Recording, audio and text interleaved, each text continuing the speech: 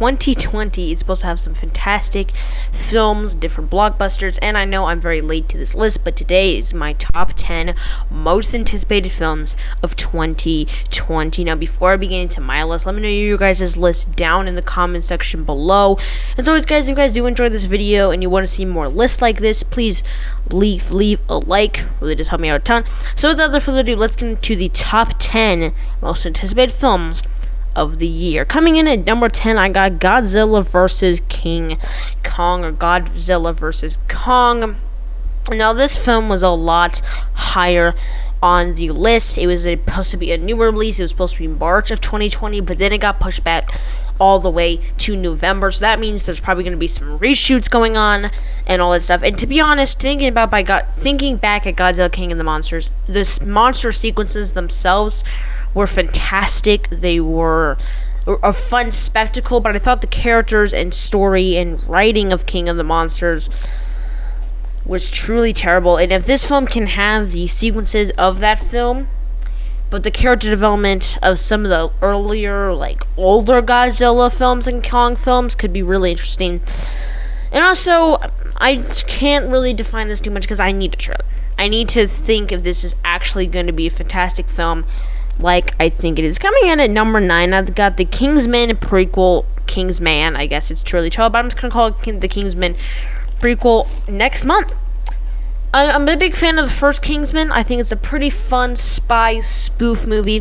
The second one I find to be fine. There's some good elements, but there's also some pretty horrible elements. In this film, it looks good. The trailers look interesting. I like the aesthetic. The setting looks really interesting. You have a different world-based. You have different action sequences that look fun. You look like you're gonna have a fun time. I just hope it's better than Golden Circle. Coming in at number 8 is actually a pretty short one probably for you guys, and me too, is West Side Stories. Now, the only reason why this is on the list at all is because it's directed by my favorite director of all time, Steven Spielberg. This is his film after Ready Player One. And even though I thought Ready Player One was okay, I definitely thought it had some problems. West Side Story could actually be pretty interesting. I don't know anything about this film. I know it's a musical romance. That's really all I know. I just hope it's really good, entertaining. I hope it has some great musical numbers. As I said, I don't know really much about it, so I can't really comment. Coming in at number 7, I got Black Widow, the first film in Marvel's Phase 4. I'm a big fan of Black Widow, and I think from the trailers, it looks really great. David Harbour, you got a great cast in here. It looks like you have some great action sequences. But why now? Why out of the entire film, why make a Black Widow film now? And that's the only reason why this isn't higher on the list, is because I don't really know how this film is going to play out. This could be a total flop. I don't think it is. To me, the MCU hasn't made one film I don't really like. There's been some ones I like more than the other. Besides Captain Marvel, they haven't really made film that I absolutely hate. And so it could be good, it could be bad. I just want to see more trailers, and I want to not get my hopes up too much. Coming in number 6 is the November release and the second film in Marvel's Phase 4 and their new property, The Eternals. Now, I know absolutely nothing about the Eternals as characters, as the world, as the creatures, or anything. I don't know.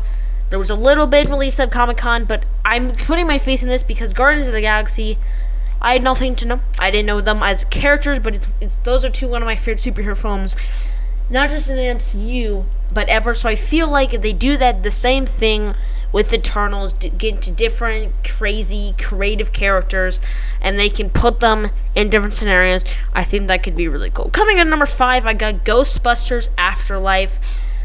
Okay, the Ghostbusters franchise has been a bit murky, with the first one being great, the second one being okay, and I haven't even seen Ghostbusters 2016. But I thought the trailer was really good. It looked interesting. It had some horror elements. It looks like it had some comedy elements. It looks like it was a good idea. Now, it looks good, but I'm a bit misfit because of the way the Ghostbusters was treated in 2016. As I said, never seen it. I just saw the trailers, and this trailer definitely does look 10 times better. So I am excited for this as a big Ghostbusters fan. I'm just hoping it's more than, oh, just crazy things happening, and just kind of, oh, you remember this, you remember that, and the works. Coming out number 4 is a film I never thought would actually come out, and that is the New Mutants, the last Fox-produced X-Men film. I absolutely loved the trailer. I thought it was really good, suspenseful. People are complaining about the rating, that it's PG-13 and blah, blah, blah. But to be honest, this film could be a different superhero film, and it could really be a good send-off, because I thought Dark Phoenix was going to be the last send-off, and thank goodness that Pretty Terrible film was not the send-off. I think this looks creepy.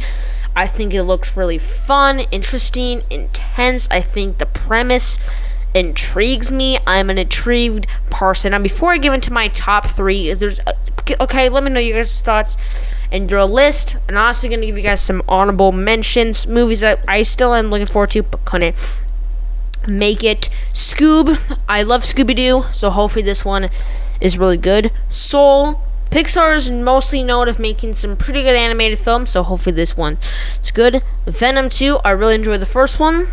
Fast and Furious 9, this is just a dumb franchise, so hope it's still good. Death on the Nile, the sequel / different book to Mortal Order Express, and Wonder Woman 1984. All those films on the list I'm looking forward to, but let's get into the top 3. Coming in at number 3 is going to be Top Gun Maverick or Top Gun 2. I'm not the biggest fan. I do like the original Top Gun, but I'm not like an insane fan of it or anything. I do enjoy the film, but it's not like an insane masterpiece in my opinion.